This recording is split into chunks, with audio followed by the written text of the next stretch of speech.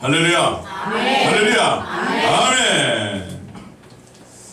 사랑일회를 봉사하다 보면 가장 많이 보는 장면이 있습니다. 주문하고 계산하는 것이죠. 그런데 주문하고 계산하는 모습에도 차이가 있습니다. 어떤 손님은요, 먹고 싶은 것을 그냥 막 주문합니다. 그리고 주문한 다음에 계산하게 되죠. 이거 하나 하고요, 저것 하나 하고요, 이것 하고요, 이거요. 그래서 얼마예요? 이런 식으로 주문을 합니다. 그런데 어떤 사람은 계산을 하면서 주문하거나 계산에 맞추어 주문합니다. 순대가 얼마니까 순대 하나 하고요. 떡볶이 얼마예요? 예, 떡볶이가 얼마니까 얼마예요. 계산하는 방법, 주문하는 방법이 다릅니다. 그 차이가 무엇일까요? 그 차이는 이것입니다. 가지고 있는 돈이 여유가 있는 사람은 그냥 주문합니다. 이거 몇 개, 저거 몇 개 하면서 그냥 주문하고 난 다음에 계산을 하지요. 하지만 가지고 있는 돈이 빠듯하게 되면 자신이 스스로 계산을 하면서 주문합니다. 내가 살 수 있는 양이 얼마인가를 스스로 계산하면서 주문하게 되는 것이죠. 즉, 자신이 얼마나 소유하고 있느냐에 따라 계산하는 방법이 달라지게 되는 것입니다. 많이 소유하고 있으면 계산하지 아니하여도 됩니다. 하지만 부족하게 소유하고 있으면 늘 계산해야 합니다. 여기 모인 모두는 예수 그리스도를 믿는 믿음을 많이 소유하여 세상을 살아갈 때 계산하지 아니하여도 풍성한 그 삶을 누리기를 예수 그리스도의 이름으로 축원합니다. 아멘. 오늘 말씀을 보면 제자들은 계산을 합니다. 계산한다고 하여서 방정식을 푼다거나 미적분을 하는 것이 아닙니다. 그들은 자신들의 상황을 헤쳐나가기 위해 합리적인 방법의 셈을 하고 있다는 것이지요. 14절에 보면 제자들의 상황이 나옵니다. 그들은 떡을 가져오는 것을 잊었는가 봅니다. 자신들이 가지고 있는 떡을 그 양을 세어보니 한 개밖에 없게 됩니다. 그런데 예수님은 바리새인의 누룩과 헤롯의 누룩을 주의하라고 하니 제자들은 당황하기 시작합니다. 우리에게 떡이 어디 있는가?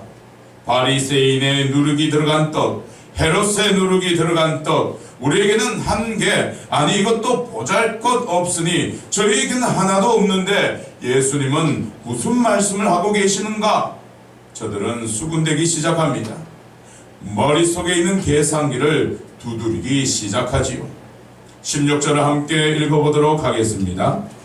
시작. 제자들이 서로 수군거리기를 이는 우리에게 떡이 없음이로다 하거늘.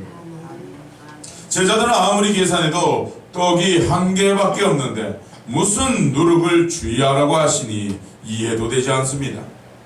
더구나 지금 예수님을 포함하여 장정 13명이나 먹어야 하는 상황인데 떡이 하나밖에 없으니 제자들은 불안합니다. 가지고 있는 게 있어야 주의를 하든지 말든지 조심을 하든지 말든지 할 것인데 하나밖에 없는 떡은 13명이라는 인원에 비해서는 아주 보잘것없는 양이기 때문에 없는 것과 같은 계산이 나오게 됩니다. 떡 한 개, 먹을 사람 13명. 떡은 없는 것과 같다라는 계산이 제자들에게 확정되는 순간입니다. 예수님은 계산하고 있는 제자들 보시고 두 번이나 이렇게 말씀하십니다. 17절에 아직도 알지 못하며 깨닫지 못하느냐, 21절에서 아직도 깨닫지 못하느냐라고 두 번이나 말씀하십니다. 오늘 그들의 깨닫지 못함, 그것은 제자들의 믿음이 부족함을 책망하시는 것입니다. 우리는 그들의 믿음이 부족함을 책망하시는 예수님의 말씀을 통해 오늘 우리에게도 주님은 말씀하고 계심을 깨달아야 합니다. 아직도 깨닫지 못하고 있느냐? 그래서 우리는 예수님의 말씀을 묵상하면서 믿음을 가지기 위해 어떻게 해야 하는지에 대해 새겨보고자 합니다.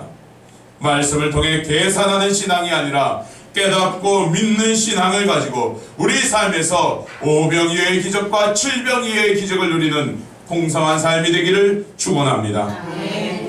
첫째입니다. 첫째, 예수님은 우리가 믿음을 가지기 위해 합리적인 수계산에서 벗어나라고 말씀하십니다. 오늘 말씀의 16절에서 17절을 함께 믿음으로 읽어보겠습니다.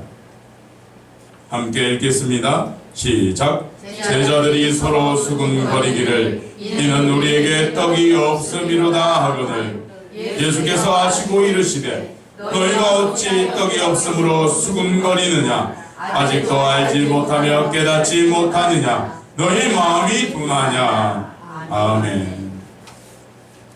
떡 한 개가 눈앞에 있습니다. 그것은 분명히 한계입니다. 누가 말해도 제자들의 손에는 떡 한 개가 있습니다. 어디에도 바리새인의 그 누룩과 헤롯의 누룩이 들어간 떡은 없습니다. 분명히 그들의 손에는 떡이 한 개밖에 없는 상황이지요. 제자들은 그들의 손에 들려진 떡 한 개를 보고서 예수님을 봅니다. 그리고 또 떡 한 개를 보면서 서로를 보게 됩니다. 이거 큰일 났다. 이거 큰일 났다. 떡 한 개로는 우리가 배불리 먹을 수 없는 것 같아요. 손에 한 개가 있지만 이것은 있는 게 아니야. 없는 거와도 같아. 맞습니다. 제자들의 손에는 떡이 하나밖에 없으죠. 하나밖에 없는 그 떡으로 모두가 먹기에는 부족합니다.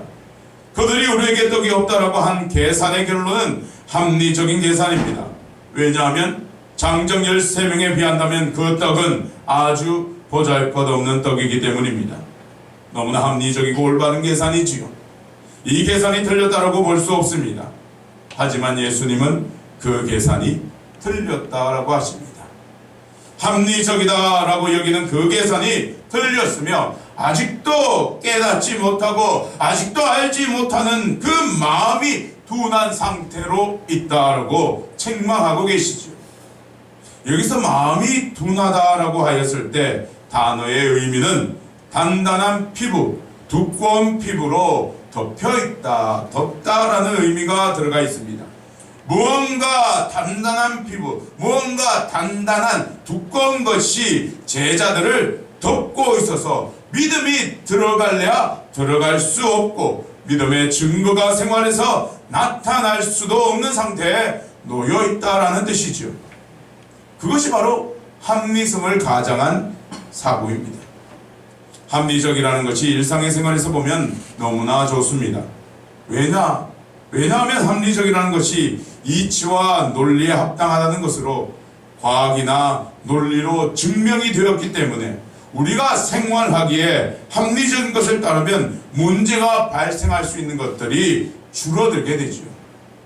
그래서 우리는 어떤 문제에 봉착했을 때 합리적인 방법을 찾게 되는 것입니다. 제자들도 합리적인 방법이요, 합리적인 계산을 하였습니다.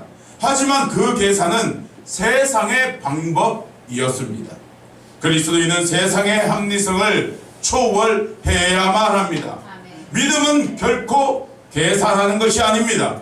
믿음은 합리적으로 계산되어져 나오는 결론을 가지고 받아들이는 것이 믿음이 아닌 것입니다.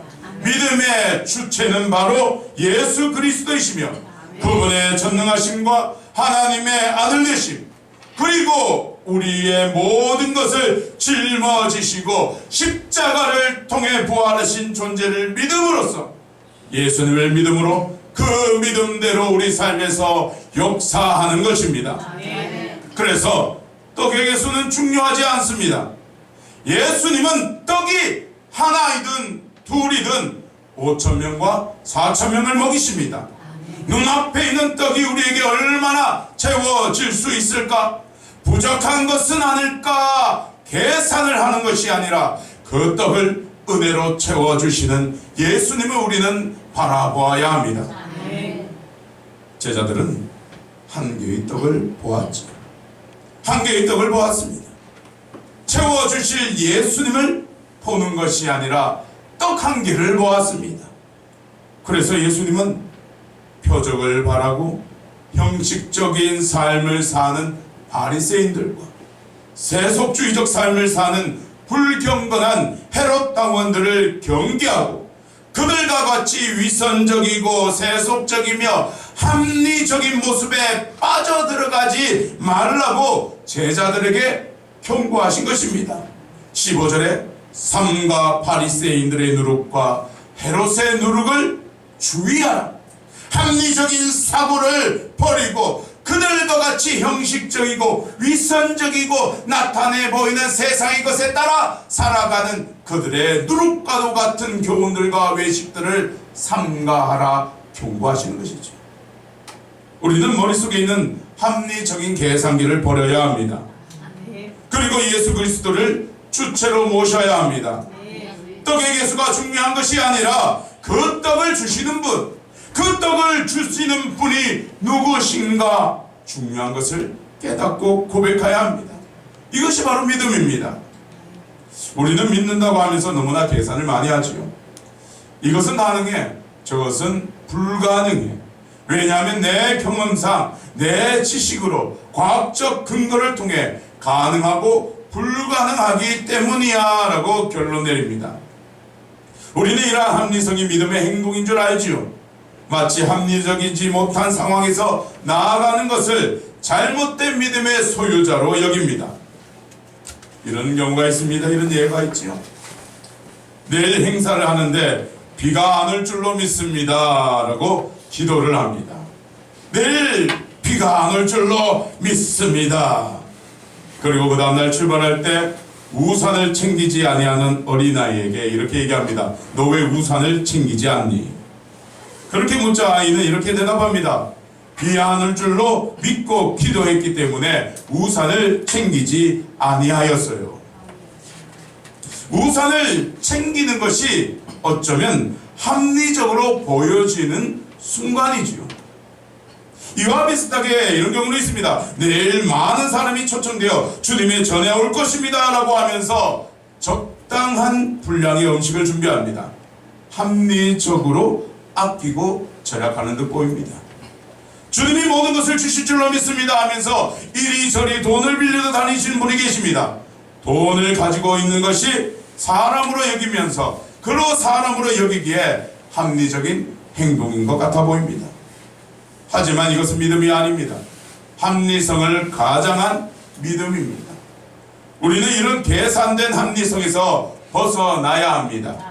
비가 오는 것, 돈이 없는 것, 행사를 어떻게 준비해야 하는 것, 이런 상황에서 우리의 눈과 합리적인 사고를 연결시키는 것이 아니라 그 상황을 주관하고 계시고 주구도하고 계시고 이끄시고 계시는 예수님께 우리의 믿음을 올려드려야 합니다.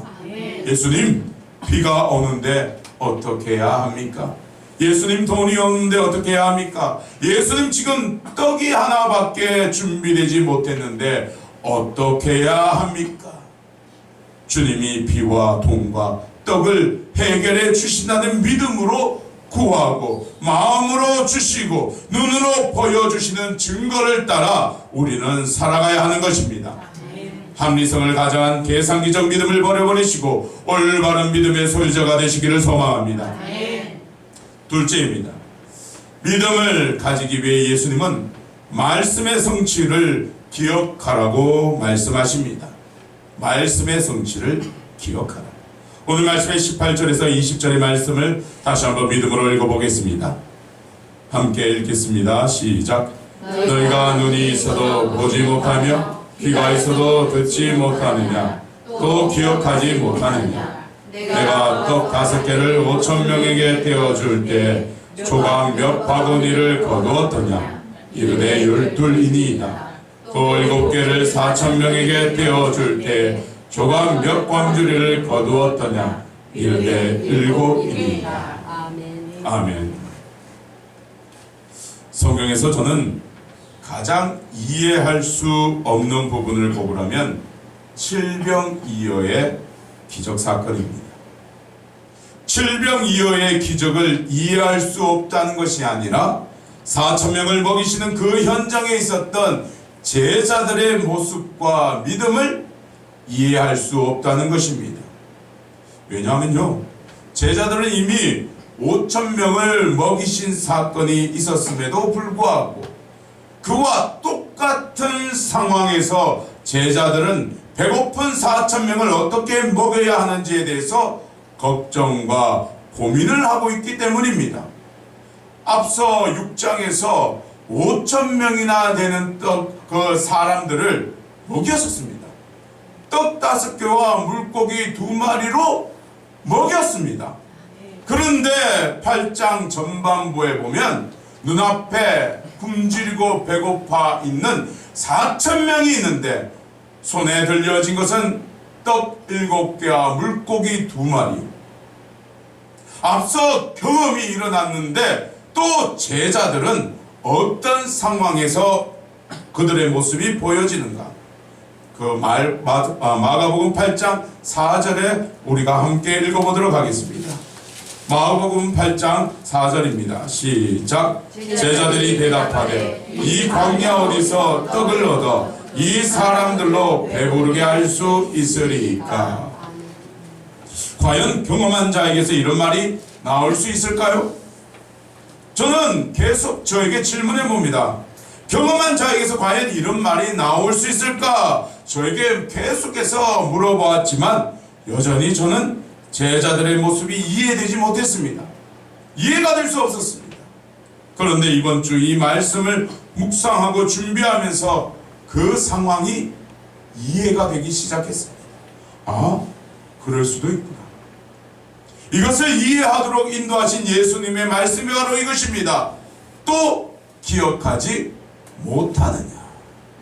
또 기억하지 못하느냐? 경험하는 것 중요합니다. 영적인 경험 너무나 중요합니다. 우리 삶에서 그 경험이 일어나기를 소망해야 합니다. 하지만 영적인 경험, 그것보다 더 중요한 것은 경험한 것을 기억하는 것이고 새기는 것이며 그 기억을 오늘 자신의 삶의 현장에 끄집어내는 것입니다. 우리는 많은 영적 경험을 원합니다. 경험만 있으면 믿음은 더욱더 생성될 것이라 여깁니다. 내가 지금 믿음이 없는 것은 경험하지 못해서 그래, 경험하지 못해서 그래 라며 경험을 주지 않으시는 예수님께 은근슬쩍 문제의 원인을 돌려버립니다. 그런데 우리는 오늘 제자들에게 떡 한 개로 고민하는 것과 4,000명을 먹이는 과정에서 제자들의 믿음 없는 행동을 보면서 믿음 있는 삶을 살기 위해서는 경험보다 더 중요한 것, 말씀의 성취를 기억하고 그 기억을 삶에서 나타내어 살아가는 것임을 알게 되는 것입니다. 우리 함께 따라해 보겠습니다. 말씀의 성취를 기억하자. 말씀의 성취를 기억하자. 예수님이 행하신 일들을 기억하자. 예수님이 행하신 일들을 기억하자. 여러분, 기억하시고 기억을 꺼내십시오. 기억하지 아니하고 새기지 아니하면 우리에게 믿음은 없습니다. 밖에서 2장 18절에 너희는 오늘 이전을 기억하라. 아홉째 달 24일 곧 여호와의 성전 지대를 샀던 날부터 기억하라. 신명기 24장 22절에 너는 애굽 땅에서 종되었던 것을 기억하라. 이러므로 내가 내게 이 일을 행하라 명하노라.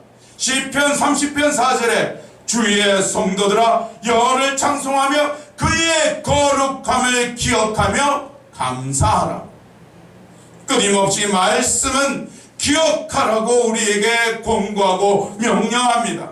하나님이 행하신 그의 역사를 우리는 기억해야 합니다. 이런 말이 있습니다. 이런 말이 요즘 화두가 되고 있습니다. 역사를 잊어버린 민족에게는 미래가 없다. 역사를 잊어버린 민족에게는 미래가 없다라는 말이 대두되고 있습니다. 맞습니다. 역사를 잊어버린 민족, 하나님의 섭리로 이끌어오신 역사를 잊어버린 그리스도인에게는 미래가 없습니다. 불평과 불만, 믿음 없는 그 믿음 없음에 대한 책망만이 있을 뿐이죠. 하나님은 역사를 주관하십니다. 하나님의 역사는 성경을 통해 알 수 있습니다. 어떻게 성취하셨고 어떻게 이루어 가시는지 우리는 성경을 통해 알 수 있습니다.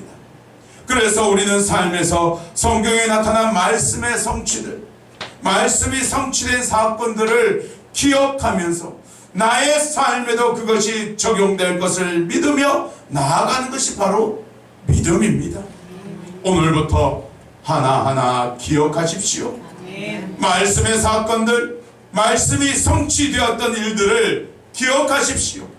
제자들은 기억하지 못했습니다. 7병이어 5병이어의 사건을 기억하지 못했기에 떡 한 개로 수군수군대며 불안해했습니다. 아직도 기억하지 못하고 깨닫지 못하는 책망 맞는 제자가 될 것이 아니라 주의 행하심을 하나하나 새기고 기억하며 우리 삶에 그 증거가 나타나기를 소망합니다. 이제 말씀을 마치고자 합니다. 최종병기 활이라는 영화가 있었습니다. 활을 가지고 적군을 무찌르는 영화였죠. 그 영화의 마지막 부분에 유명한 대사가 나옵니다. 자신의 누이를 인질로 잡고 있는 적국의 대장을 향하여 활을 겨누지만 활을 겨눌 그때에 바람은 주인공을 도와주지 않습니다. 바람이 붑니다. 그래서 적국의 대장은 이렇게 말합니다. 바람마저도 너를 도와주지 않는구나. 하지만 주인공은 화살을 날려버립니다. 그리고 적장을 쓰러뜨리며 이렇게 말합니다. 두려움은 직시하면 된다. 바람은 계산하는 것이 아니라 극복하는 것이다. 바람은 계산하는 것이 아니라 극복하는 것이다 라는 유명한 영화의 명대사를 남깁니다. 모든 상황이 두렵고 바람마저도 도와주지 않는 그 상황에서도 자신의 실력을 믿고 그 모든 것을 믿음으로 극복하고 화살을 날린 주인공은 승리하게 되는 영화이지요. 이 장면을 우리에게 믿음이 무엇인가를 알려주고 있습니다. 믿음은 계산하는 것이 아닙니다.